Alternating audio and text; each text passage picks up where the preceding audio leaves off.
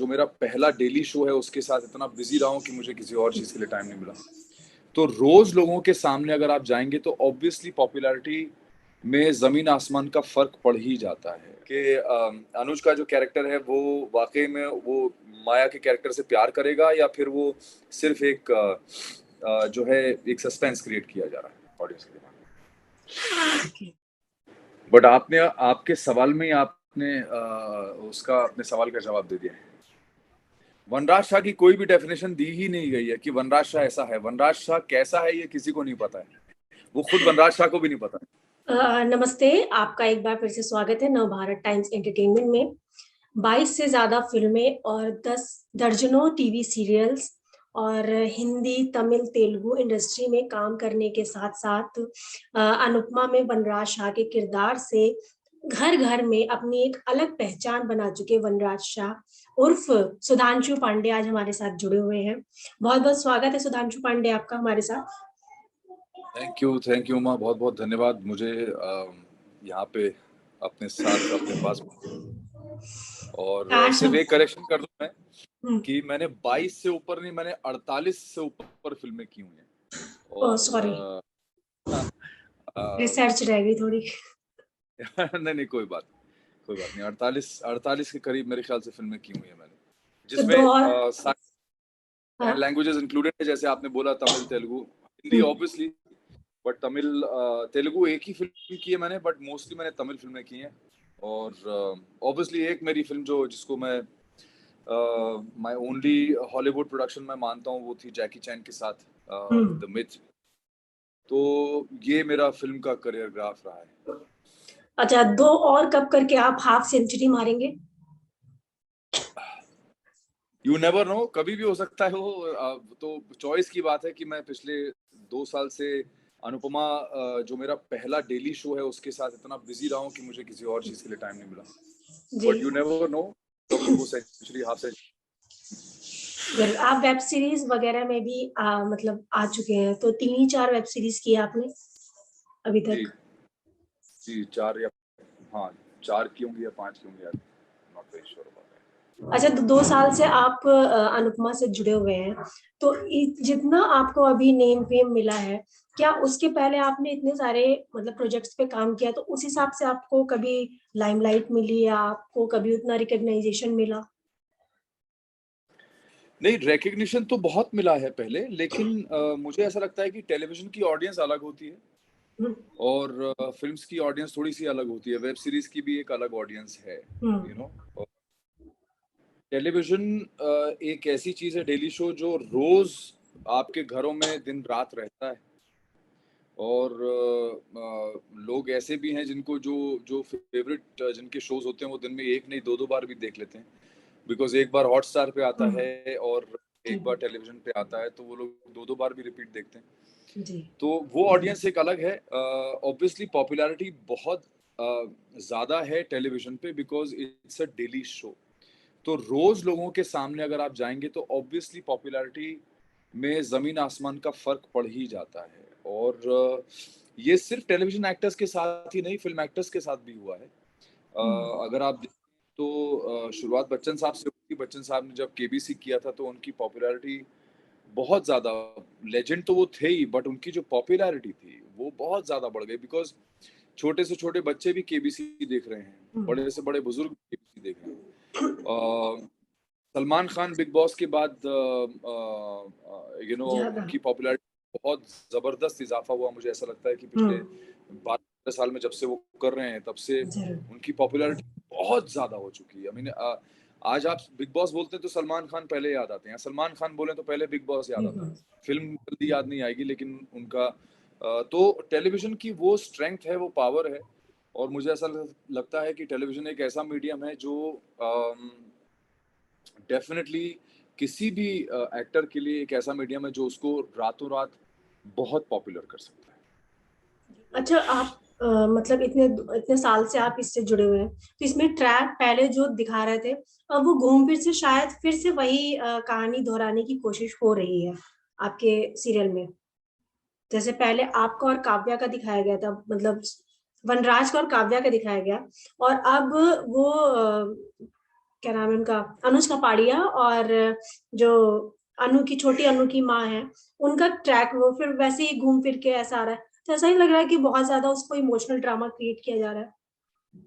मुझे ये पता नहीं कि वो एग्जैक्टली सेम चीज है या नहीं है, क्योंकि एज अ ऑडियंस हम लोग ऐसा मेरा मेरा हाँ, क्योंकि वो जॉब है प्रोड्यूसर्स का और राइटर्स का कि वो लोग ऐसी चीज क्रिएट करें जिससे ऑडियंस में क्यूरियोसिटी जो है वो बढ़े, क्यूरियोसिटी जनरेट हो, ताकि लोग चाहें कि अब देखते हैं कि आगे क्या होगा, तो it gets them hooked on और उनको चिपका के रखता है शो के साथ, स्क्रीन के साथ। तो वो ऐसी चीजें डेफिनेटली क्रिएट करते हैं, वो एक भ्रम क्रिएट करना बहुत जरूरी है, बिकॉज ड्रामा उसी से क्रिएट होता है। और ऐसा होगा कि नहीं होगा मुझे पता नहीं, बट उस मेरा जो रीजन था काव्या के साथ अटैच होने का, वनराज का, वो एक अलग रीजन था। उसके पीछे एक बहुत बड़ी बैक स्टोरी थी, जो हमने हमारी जो वेब सीरीज हमने बनाई थी, नमस्ते अमेरिका, दिखाया था कि Vanraj was used to love somebody, जो उसे छोड़ के चली गई थी। और फिर बापूजी ने जब बोला तो उसने आंखें मूंद के हाँ कर दिया कि चलिए आप जिससे बोलेंगे मैं शादी कर लूंगा। फिर सालों बाद ऑफिस में काव्या मिली, जो शायद वनराज को ये लगता होगा कि ये सिमिलर या कहीं उसकी छवि उसमें दिखाई दी होगी जिस लड़की से वो प्यार करता था, इसलिए उसको जेन्युइनली प्यार हुआ काव्या से, इसीलिए उसने जो है वो इस लेवल तक पहुंचा था। बट हैविंग सेड दैट, ये जो करंट ट्रैक है ये राइटर्स ही बता सकते हैं कि वो लोग किस तरफ ले जाने वाले हैं, कि अनुज का जो कैरेक्टर है वो वाकई में वो माया के कैरेक्टर से प्यार करेगा, या फिर वो सिर्फ एक जो है एक सस्पेंस क्रिएट किया जा रहा है ऑडियंस के दिमाग में। अच्छा, मतलब आप अभी जो ट्रैक चल रहा है पिछले 2 साल से लेकर अब तक, उसमें कभी आपको ऐसा नहीं लगा कि यार मतलब थोड़ा बोरिंग हो गया है या बहुत ज्यादा एक्सेस हो गया है, थोड़ा सा इसको मोल्ड कर देना चाहिए या कुछ और इसमें घुमा फिरा देना चाहिए, चाहे आपका ही स्पेशली कैरेक्टर हो, क्योंकि हमेशा आपका बहुत ही ग्राफ ऊपर अप डाउन होता रहा है। कभी आप बहुत ज्यादा सॉफ्ट हो गए हैं, कभी आप बहुत ज्यादा रूड हो गए, हार्श हो गए हैं, तो कभी आपको ऐसा लगा कि कुछ और दिखाना चाहिए, आपके कैरेक्टर के साथ कुछ और एक्सपेरिमेंट होना चाहिए? बट आपने आपके सवाल में ही आपने उसका अपने सवाल का जवाब दे दिया है कि इतना कुछ वनराज शाह करता है, कभी वो सॉफ्ट हो जाता है, कभी एंग्री हो जाता है, कभी रूड हो जाता है, कभी अनप्रिडिक्टेबल हो जाता है। इतनी सारी चीजें जब एक कैरेक्टर को मिलती हैं करने के लिए, तो वो कैसे बोर हो सकता है। But I agree with you कि एक कैरेक्टर को प्ले करना, जो मैं कर रहा हूँ पिछले 2-2.5 साल से, कोई भी एक्टर बोर हो सकता है, सैचुरेशन पॉइंट आ सकता है, बट फॉर्चुनेटली फॉर मी, क्योंकि हमारे राइटर्स ने और क्रिएटर्स ने कभी भी ऐसा स्टेज नहीं आने दिया। कभी कभी ऐसी फीलिंग आती है, but that is okay, but कभी भी वो फीलिंग कंटिन्यू नहीं हो पाई, बिकॉज कुछ ना कुछ वो लोग हमेशा ऐसा लेके आते हैं जिसमें सडनली जो है एक फायर आ जाती है कैरेक्टर में। और वनराज का कैरेक्टर इसलिए सबसे ज्यादा, मुझे लगता है कि सबसे ज्यादा स्ट्रॉन्ग है, क्योंकि वो ऑथर बैक नहीं है। उसकी कोई डेफिनेशन नहीं है वनराज के कैरेक्टर की, जैसे अनुपमा के कैरेक्टर की डेफिनेशन है कि वो ऐसी है। शायद अनुज के कैरेक्टर की डेफिनेशन होगी कि हाँ वो अच्छा है तो अच्छा ही है, उसको अच्छा ही लगना, चाहे वो कुछ भी हो जाए वो अच्छा ही रहेगा, है ना। मतलब वो ऐसा है कि अगर उसके घर वालों को लोग उठा के ले जाएं शायद तब भी वो अच्छा रहे, कि बुरा ना चाहे किसी का, तो वो एकदम डेफिनेट बना दिया गया। बट वनराज शाह ऐसा नहीं है। वनराज शाह की कोई भी डेफिनेशन दी ही नहीं गई है कि वनराज शाह ऐसा है। वनराज शाह कैसा है ये किसी को नहीं पता है, वो खुद वनराज शाह को भी नहीं पता है, क्योंकि वो कब क्या कर बैठेगा, कब कैसे बिहेव कर जाएगा, ये किसी को पता नहीं। और यही उसका सबसे बड़ा एडवांटेज है कि वनराज के कैरेक्टर के साथ वो लोग किसी भी दिशा में जा सकते हैं और कैसे भी उसको वो लोग मोल्ड कर सकते हैं to create interest in people's mind, और fear in people's mind, or even when he's very very soft and very good, लोगों को लगता है कि यार ये ज्यादा टाइम टिकेगा नहीं ऐसे, और ये कुछ ना कुछ गड़बड़ करेगा जरूर। तो there is always a sort of an interest that is there maintained in people's mind कि यार ये कुछ तो है लफड़ा। So that is why Vanraj's character I feel is the strongest character in terms of the nature of it. पारस ने जब अपने अनुपमा से एग्जिट ली थी तो उन्होंने कई सारे बयान स्टेटमेंट दिए थे। उन्होंने कई लोगों के बारे में बोला, लेकिन उन्होंने आपका कभी जिक्र नहीं किया कि उनके आपके साथ कुछ कैसा बॉन्ड था, क्या नहीं था। तो उनका आपका उनके साथ कैसा रहा है हमेशा, of camera, on the camera, जैसा भी हो? देखिए मुझे लगता है कि मेरे लिए कोई भी पीठ पीछे कभी बोलता नहीं है, क्योंकि I think that has been my real learning कि मैं जितना लोगों को प्यार और रिस्पेक्ट देता हूँ उतना ही मुझे वापस मिलता है। और मेरा किसी के साथ भी कोई ऐसा इक्वेशन होता ही नहीं है कि कोई मेरे पीठ के पीछे कुछ बोले या उनके पास ऐसा कुछ हो बोलने के लिए मेरे मेरे पीछे से। तो that's how I am with everybody, whether it is Paras or anybody or any other actor or my co-actor or whoever. My equation with everybody is of love and affection always. So वही चीज मैं maintain करता हूँ, वही है, and that is who Sudhanshu Pandey is in real life. Okay, तो वनराज और सुधांशु पांडे का कुछ भी है सिमिलर रियल लाइफ में, या दोनों ही अलग अलग? एक ही चीज सिमिलर है, और वो है कि वनराज शाह भी अपनी फैमिली के लिए जीता है और सुधांशु पांडे भी अपनी फैमिली के लिए जीता है। ओके, वैसा अदर नेचर ऐसा कुछ नहीं है जो आप कैरी करते हो वनराज की तरह? नहीं, ऐसा नहीं है कि सुधांशु पांडे को गुस्सा नहीं आता, आता है, डेफिनेटली आता है, बट बहुत रेयरली मुझे लगता है कि मेरे में मैं जो मेरे इष्ट हैं, जिनकी मैं आराधना करता हूँ, महाकाल या भगवान शिव या जो भी आप उनको नाम देना चाहें, तो मुझे लगता है नेचर धीरे धीरे उनकी तरह ही हो गया है कि मैं बहुत शांत और काम ही रहता हूँ जब तक मेरी तीसरी आंख ना खुले। तो वैसे ही मैं रियल लाइफ में हूँ, और मुझे ऐसा लगता है कि 99% ऑफ द टाइम्स मैं शांत ही रहता हूँ। बहुत रेयरली ऐसा होता है कि मुझे गुस्सा आए। जैसे सीरियल में बच्चों को, मतलब तोशु और वो क्या नाम है इसका, समर, तोशु और समर का जैसे आपके साथ बॉन्ड है, तो वैसे ही रियल लाइफ में आपके बच्चों का भी है? डरते हैं वो आपसे? नहीं नहीं, बहुत बहुत फ्रेंडली है मेरे दोनों बेटे मेरे साथ, और obviously there is a lot of respect, और वो रिस्पेक्ट ही एक अपने आप में दायरा क्रिएट करता है between a parent and a child. But other than that तो हम लोग बहुत फ्रेंड्स हैं। मैं जोक्स भेजता रहता हूँ अपने बच्चों को, और मीम्स भेजता रहता हूँ, and they also keep sharing on a family group. तो बहुत बहुत ही ज्यादा अच्छा बॉन्ड है हम लोगों के बीच में। कोई भी कम्युनिकेशन गैप, एटलीस्ट हम लोग ट्राई करते हैं कि कभी भी कोई कम्युनिकेशन गैप ना आए बच्चों से। आपका सीरियल देखते हैं वो? नहीं, अच्छा। वो तो मैं खुद भी नहीं देखता हूँ। आप इतना उसको जी चुके रहते हैं तो फिर उसको दोबारा क्या ही देखेंगे? Exactly exactly exactly. अच्छा, आप इंस्टाग्राम पर काव्या के, मतलब मदालसा के साथ ज्यादा एक्टिव रहते हैं, उनके साथ रील्स, फनी वीडियो वगैरह बनाते रहते हैं, लेकिन आपका रूपाली के साथ या किसी अदर को एक्टर के साथ उस तरीके से इन्वॉल्वमेंट नहीं दिखाई देता। और बीच में एक खबर भी आई थी कि जिसे आपने डिफरेंस ऑफ ओपिनियन कह दिया था, रूपाली के साथ आपका कोल्ड वॉर चल रहा है। तो क्या था वो पूरा, मतलब कि आपकी बॉन्डिंग उस हिसाब से जितनी काव्या मदालसा के साथ है, उस हिसाब से और बाकियों के साथ नहीं है क्या, जितना फन या एज ग्रुप वाला सीन हो? नहीं, ऐसा नहीं है। बेसिकली क्या है कि शुरू शुरू में जब रूपाली और मेरा साथ में था ट्रैक, तो हम लोग बनाते थे रील्स साथ में। बट जैसे जैसे हम लोग के ट्रैक्स अलग होते गए, वैसे वैसे हम लोगों ने अपना सोशल मीडिया पे अप्रोच भी चेंज किया। और जब मदालसा के साथ मेरी पेयरिंग हो गई, तो हम लोगों ने अपने, और जैसे आप देखते होंगे अनुज और रूपाली, क्या गौरव और रूपाली, वो लोग बहुत साथ में रील्स बनाते हैं। वैसे ही तो because they are a pair on screen, we are a pair on screen, तो हम लोग उस हिसाब से अपनी रील्स बनाते हैं ताकि people get to see a different side of ours of screen. जो हमारा ऑन स्क्रीन एक होता है कि मेरी और काव्या की हमेशा वो झड़प रहती है, लड़ाई रहती है, तो हम उसको एक दूसरा साइड दिखाते हैं ऑडियंस को, ताकि उनको लगे कि हाँ भैया, रियल लाइफ में ऐसा नहीं है, यू नो।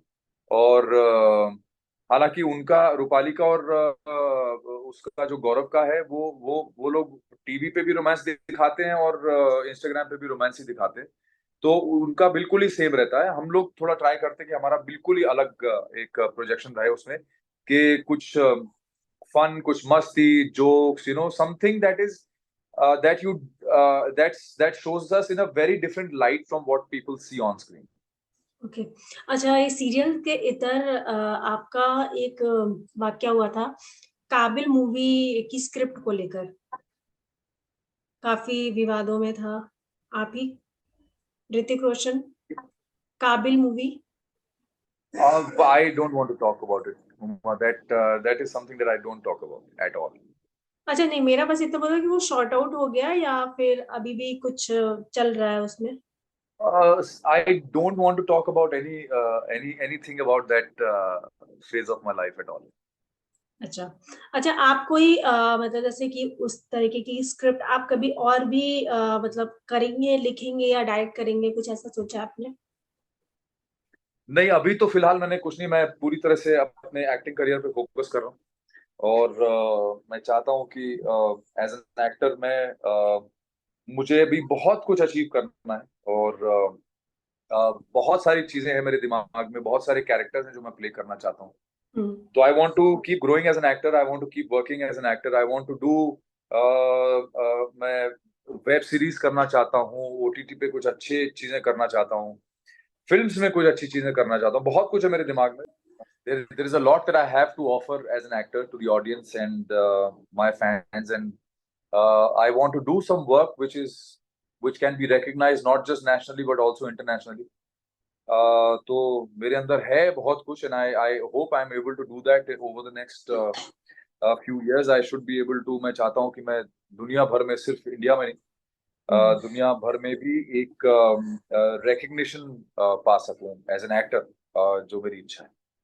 अच्छा, आप मतलब आप इसके बारे में कई बार बोल चुके हैं, लेकिन मैं अपनी ऑडियंस के लिए एक बार ये फिर से सवाल करूंगी कि आपका जो वो आर्मी वाला था और फिर एक्टिंग करियर आ गया, तो उस पे एक बार आप थोड़ा सा बता दीजिए कि कैसे, मतलब कि कहाँ से आपको आर्मी का वो आया कि आपको आर्मी में जाना है, और फिर कहाँ से आप वो टर्न हो गया और आप इस फील्ड में आ गए। देखिए, मैं आर्मी स्कूल में पढ़ता, हम्म।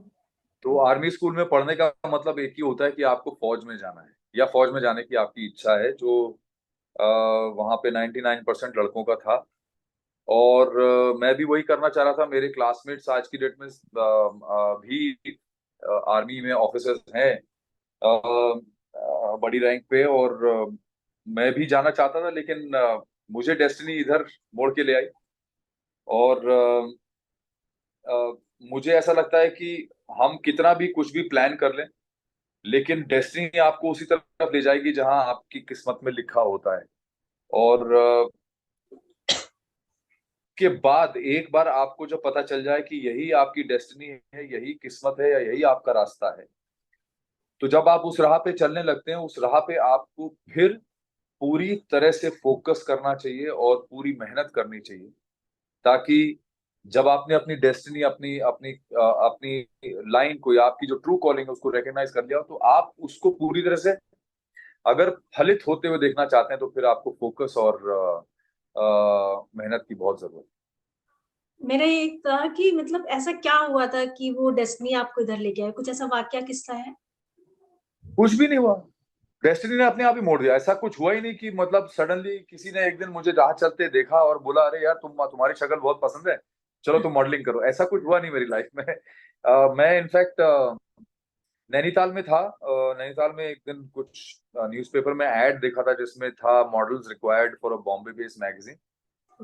और मेरे बड़े भाई वो भी मेरे साथ में थे, तो मैंने कहा, यार अरे मॉडल, ये मॉडलिंग का कुछ है। तो ही सेड कि कर लो, फोन करके देख लो। तो फोन किया तो उन्होंने बोला कि मैं फोन पे नहीं बता सकता हूँ, तुमको दिल्ली आना पड़ेगा, तभी मैं देख के बता सकता हूँ whether you are worth clicking photographs और नॉट। तो when I went to Delhi, वहां जाने के बाद जो फिर ऑब्वियसली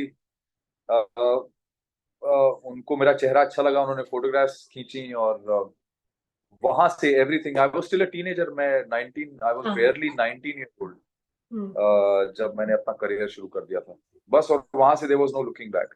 अच्छा, आपकी पहली सैलरी ये भी बताते हैं कि आपके फादर से ज्यादा थी? ऐसा ऐसा रिपोर्ट्स में आता है, तो उस पे आप आ, कुछ। मेरे हाँ, मेरी salary obviously because modelling advertising का की दुनिया अलग होती है और सरकारी जॉब अलग होती है। तो सरकार में आप चाहे ऑफिसर हो चाहे कुछ भी हो, सैलरीज बहुत लिमिटेड होती हैं, बट वहाँ पे फैसिलिटीज बहुत मिलती हैं। हम्म, आपको रहने के लिए घर मिलता है, नौकर चाकर मिलते हैं, वो सब हम्म, होता है, बट मेरी जो फर्स्ट सैलरी थी obviously it was the figure was such कि मुझे लगा, अरे बाप रे बाप, इतना। और उसके बाद भी वो लोग ये बोल रहे थे कि सॉरी, हमारा बजट बहुत ज्यादा अच्छा नहीं है, but this is what we can offer you. तो मेरे मन में लड्डू फूट रहे थे, पर फिर भी मैंने अपने आप को कंट्रोल करते हुए बोला, नहीं नहीं, it's okay, I don't mind, तो ऐसा करके मैंने थोड़ी एक्टिंग कर दी वहां पे। बट बट उसके बाद जब मेरा पहला एड, प्रिंट एड रिलीज हुआ था, टाइम मैगजीन के सेंटर स्प्रेड में आया था वो, तो it was a very big deal for us, and hmm. वहां से there was no looking back. Okay, तो वो 25,000 अमाउंट सही है? हाँ हाँ, 25,000 बिल्कुल सही है। ओके। अच्छा, आपका मतलब जो एज अ एक्टर आप इतने टाइम से हैं, हम लोग आपको दिशाएं सीरियल में देखते थे जो दूरदर्शन पर आता था, तो ओह, उस वेरी वेरी। तो उस सीरियल से लेकर अब तक आप अपनी जर्नी को कैसा देखते हैं कि बहुत ज्यादा वो जिस हिसाब से आपने सोचा था इंडस्ट्री में आकर कि वैसा होगा वैसा ही रहा, या थोड़ा सा ऐसे घुमाव फिरा रहा, जिगजैग रहा? देखिए, जो थॉट्स है ना, ये हर एक्टर के दिमाग में आते ही रहते हैं कि, हेलो, हाँ, मैं। हाँ, आर यू देयर? ये जो थॉट्स होते हैं ना, ये किसी भी एक्टर के दिमाग में आ सकते हैं कि यार, मैं अ, मुझे अभी तक अमिताभ बच्चन बन जाना चाहिए, या मुझे ये बन जाना चाहिए था, या वो बन जाना चाहिए था। हो सकता है बच्चन साहब के भी दिमाग में आता हो कि यार मुझे ये कर लेना चाहिए या वो कर लेना चाहिए। हमारी इंडस्ट्री जो है, हमारी फील्ड ऐसी है कि उसमें कभी भी किसी को किसी भी स्टेज पे सेटिस्फैक्शन नहीं मिल सकता, बिकॉज हम जब एक चीज करते हैं तो हमें और करने का मन करता है। हम्म। आज अगर एस एस राजामौली की पिक्चर के गाने को ऑस्कर मिला है, तो अगली बार वो चाहेंगे कि उनकी पिक्चर को भी मिले, और एक्टर चाहेगा कि मुझे बेस्ट एक्टर मिल जाए। तो इस चीज की कोई लिमिट नहीं होती है। ये एक्टर की जो लाइफ है, जो करियर है, वो करियर तो है ही, बट एक जर्नी होती है। उस जर्नी में आपको कहीं ना कहीं आके अपने आप को मानसिक रूप से स्थिर करना बहुत जरूरी है, क्योंकि अगर स्थिरता नहीं है तो आप वैसे भी कुछ नहीं कर सकते हैं। बट अगर स्थिरता है तो आपकी लाइफ में कब कौन सा एक ऐसा मोमेंट आए जहां पे आप बिल्कुल सडनली ऐसे लेवल पे पहुंच जाएं, या कोई ऐसी चीज या कोई ऐसा रोल या कोई कैरेक्टर जो आपको बिल्कुल ही अलग लेवल पे लेके चला जाएगा इन टर्म्स ऑफ स्टारडम या पॉपुलैरिटी, वो आप पहले से प्रिडिक्ट नहीं कर सकते हैं। इसलिए मेरा ये मानना है कि हाँ, मैं अपने करियर को, मैं ये नहीं मानूंगा कि मेरा रॉकेट की तरह ऊपर गया, बट मैं ये डेफिनेटली मानता हूँ कि मेरा करियर बहुत ब्रिलियंट रहा है। मैंने बहुत बड़े बड़े काम किए, बहुत बड़े बड़े प्रोजेक्ट्स किए हैं, और अ, मेरी ग्रोथ बहुत स्टेडी रही है। तो आज की डेट में भी I would like to believe that people know me with my work, क्योंकि आज से, जैसे आपने दिशाएं बोला, कोई बैंड हम्म। ऑफ बॉयज बोलता है, हम्म। जिसमें हमारे गाने ग्रैमी लिस्ट तक में आ गए थे। हम्म। तो I have seen popularity, I have seen my growth, I have been a model. जब मैं इंडिया का नंबर वन मॉडल था, मेरे ही बैच के लड़के हैं सब, अर्जुन रामपाल, जॉन, ये डीनो मोरिया, सब हमारा एक ही बैच था। We all came together almost around the same time, या एक आध साल पहले, एक डेढ़ साल पहले, ऊपर नीचे हम लोगों ने किया। I think if I do not compare myself with everybody, I think I've done decently well. And the biggest thing is I am happy, hmm. which is the biggest achievement, to be happy. Or family, I have a beautiful house, I have a lovely car, I have a good lifestyle. If we were to really look at all these materialistic things, then I would say that I'm very happy, and I'm tremendously successful. But अगर मैं दूसरों से compare करूंगा तो शायद मेरे अंदर फिर वो तकलीफ जागनी शुरू हो जाए, हाँ। फ्रस्ट्रेशन आ जाए। तो I don't think like that, but I do feel that there is a lot that I can do, there is a lot that I have to offer. और मुझे लगता है कि इसी तरह से मैं अगर डिसिप्लिन के साथ काम करता रहूंगा तो आगे there is a lot more to achieve in life. Okay, मतलब मेरा यही था कि मतलब एक होता है ना कि यार मैंने इतना किया, मैं संतुष्ट हूँ, लेकिन मैं इससे और बेहतर करूंगा, तो वही वाले चीज ये आप हमेशा ये जो चीज है ये हमेशा ही रहनी चाहिए, बिकॉज अगर ऐसा नहीं होगा तो आप कैसे आगे बढ़ेंगे या कैसे प्रोग्रेस करेंगे हम्म। लाइफ। चलिए, अच्छा मुझे ये पूछना है, जैसे कि मुझे कल उनसे मिट्टी से बात हो रही थी, तो उन्होंने बताया कि आज आपका ऑफ है। तो मतलब जैसे हम लोग को इतनी छुट्टियां मिलती हैं, या हम लोग को जब छुट्टी चाहिए होती है तो मिल जाती है, तो वैसे क्या एक एज ए एक्टर के तौर पर भी आपके यहाँ इतना ही लीनियंट होता है कि जब आपको ऑफ चाहिए या फिर आपकी हेल्थ नहीं सही है तो आप तुरंत आप मांगोगे तो आपको मिल जाएगी, या फिर कई बार आपको तबीयत खराब होने के बावजूद भी शूटिंग पे जाना पड़ता है, शूट करना पड़ता है? It's a mix and match of both, because कभी हम्म। कभी क्या होता है कि प्रोडक्शन हाउस हमारा बहुत ही अच्छा प्रोडक्शन हाउस है। हम्म। बहुत one of the best producer hmm. That you can work with, and the production house also, जो लोग काम करते हैं उनकी टीम हम्म। जो है बहुत बेहतरीन। तो कभी भी अनड्यू एडवांटेज नहीं लिया जाता है। मुझे मालूम है कि मैंने जब भी रिक्वेस्ट की है कि भाई अभी मैं नहीं हूँ इस हालत में, तो वो अकोमोडेट कर लेते हैं। और कभी कभी जब उनकी मजबूरी होती है तो मैं अकोमोडेट कर देता हूँ, and that is how it should be, because जब तक आप लोग एक दूसरे को कोऑपरेट करके काम नहीं करेंगे तब तक टीम हम्म। वर्क, अच्छा टीम वर्क होना करना बहुत इम्पॉसिबल है। तो ये तो 2 साल की बात रही, इसके पहले भी जैसे कि आपने 48 फिल्में की, 3 इंडस्ट्री में काम किया, टीवी सीरियल किया, तो कभी आपके साथ हुआ कि आपने इलनेस में भी काम किया, शूट किया है, कभी ऑडिशन देने गए हो बहुत? हाँ, मैंने तबीयत खराब में तो बहुत बार काम किया, because specially sometimes when you are travelling abroad. Even I remember band of boys के टाइम पे मैं एक बार, हम लोग स्पेन में थे, मैड्रिड में, और मैड्रिड में हम लोग को एक शो करना था, and I was running about 103 और 104 fever on the same day as I perform for 3.5 hours on stage. तो ऐसा होता है, when you got to do what you got to do, you hmm. Got to do it. क्या आप शुरू तो करेंगे उसमें कभी तो बैंड ऑफ बॉयज फिर से?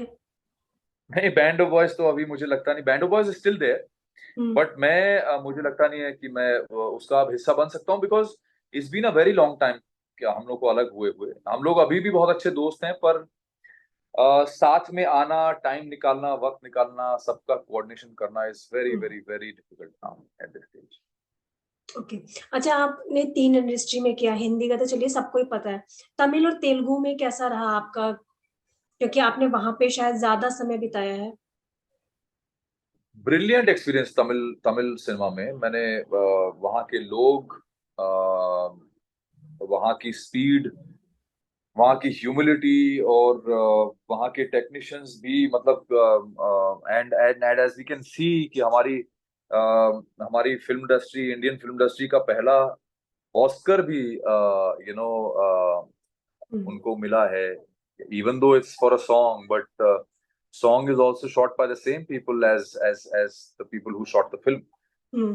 तो वो लोग डेफिनेटली डेफिनेटली बहुत मेहनत करने वाले लोग हैं, बहुत ही ब्रिलियंट इंडस्ट्री है, कंटेंट पे वो लोग बहुत फोकस करते हैं, और लोग बहुत अच्छे होते हैं। मुझे बड़ा मजा आता है उनके साथ काम करने में, in spite of the language difference. Hmm. It's always been great fun working with them, really good fun, बहुत शुरुआत बहुत। जी। शुरुआती में थोड़ी कठिनाई हुई, मुश्किल हुई कि मतलब अलग लैंग्वेज है, अलग जॉनर है, तो उसमें आपको ढलने में कुछ कैसे किया आपने?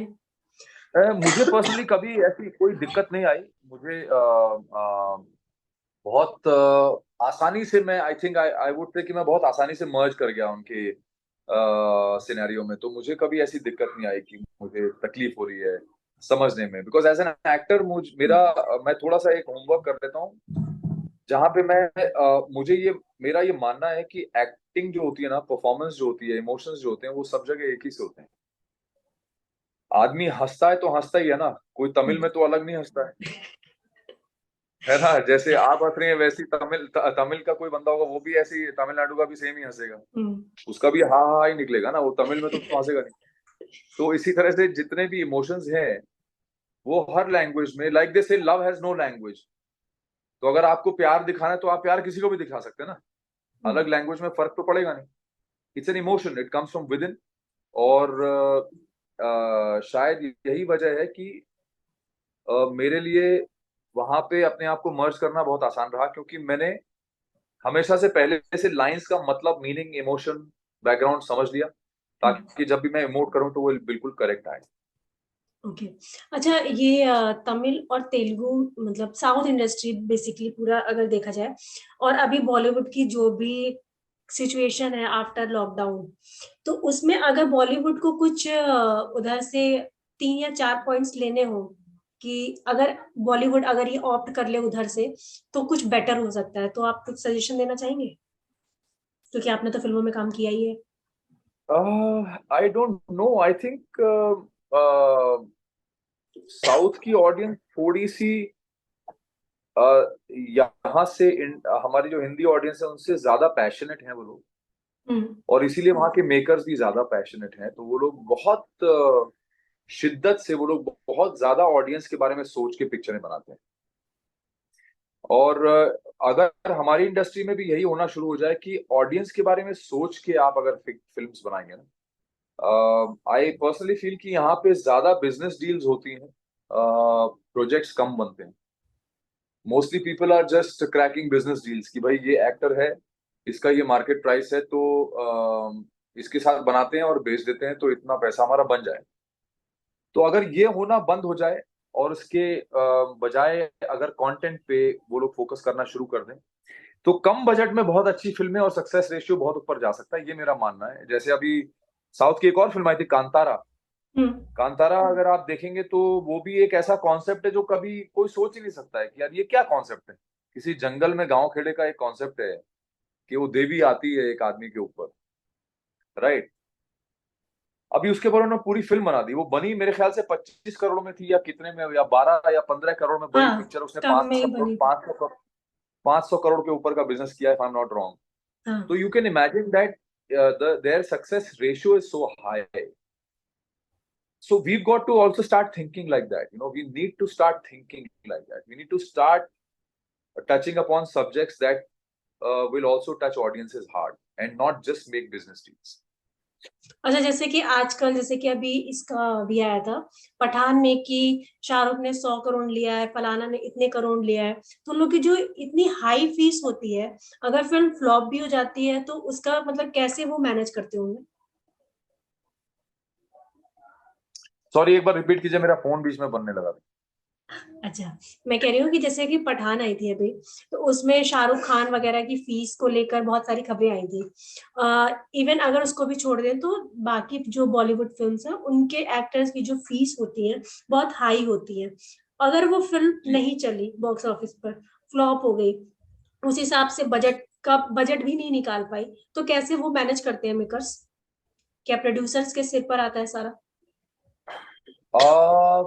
ऑब्वियसली प्रोड्यूसर्स से ज्यादा एग्जिबिटर्स के सर पे आता है, बिकॉज डिस्ट्रीब्यूटर्स और जो डिस्ट्रीब्यूटर्स हैं और एग्जिबिटर्स हैं उनको ज्यादा नुकसान होता है, बिकॉज वो लोग अल्टीमेटली वही लोग खरीदते हैं फिल्में। हम्म। जो डिस्ट्रीब्यूटर खरीदता है वो डिस्ट्रीब्यूट करता है, एग्जिबिटर्स उससे खरीदते हैं एक प्राइस पे, तो उन लोगों का नुकसान होता है। प्रोड्यूसर तो फिल्म बना के बेच देता है और एक्टर अपनी फीस चार्ज कर लेता है, तो नुकसान तो उन लोगों का होता है, और वो बहुत बड़ा बड़ा नुकसान होता है। बट उसमें क्या है कि जैसे अभी एक एक्टर हैं बड़े, उनकी, वो he has been one of the biggest stars also, and his success ratio has been very good. Also is one of the highest taxpayers of the film industry. But अभी एक के बाद एक उनकी 11 फिल्में फ्लॉप हुई हैं। तो अब जब ऐसा हो जाए कि 11 फिल्में आपकी फ्लॉप हुई हो, तो दैट हम्म। मीन्स कि नुकसान भी बहुत हुआ है। तो ऐसे सिनेरियो में करेक्शन होना बहुत जरूरी है, चाहे वो एक्टर के साइड से हो या प्रोड्यूसर के साइड से हो, करेक्शन होना बहुत जरूरी है। तो I think it is time to start doing corrections, चाहे कुछ भी हो जाए, करेक्शंस ज्यादा जरूरी है।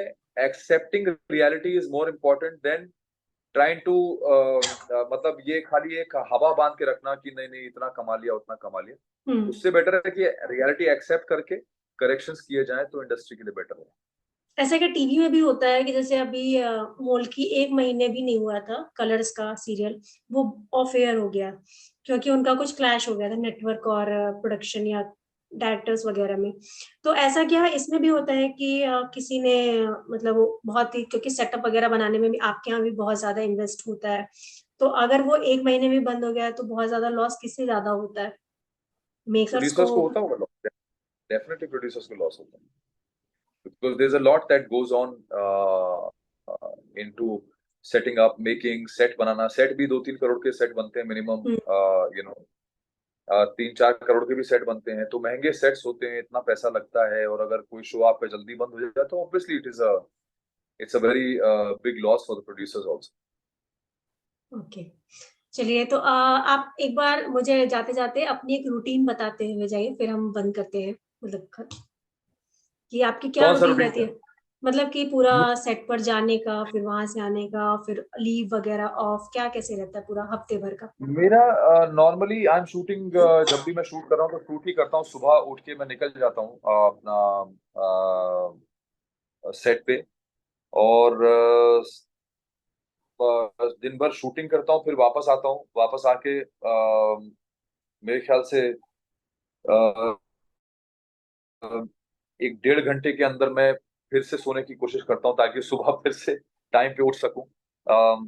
इस बीच में कोशिश करता हूँ कि मुझे थोड़ा सा वर्कआउट का टाइम मिल जाए, अगर मिल जाता तो बहुत अच्छा है, वरना नॉर्मली इतना थक जाता हूँ मैं कि वर्कआउट करने का भी मन नहीं करता है, तो it is very difficult to maintain body और बॉडी साइज, तो बहुत it's a daily struggle to maintain yourself, but you have to do it, and मेरे लिए एक ही तरीका बचता है कि मैं अपने खाने को अंडर कंट्रोल रखूं, अच्छी चीजें खाऊं, अच्छे समय पे खाऊं, और पोर्शन कंट्रोल करूं, तो ये सब चीजें हैं जो मैं ध्यान में रखता ये कितने घंटे आप शूट करते हैं पूरा?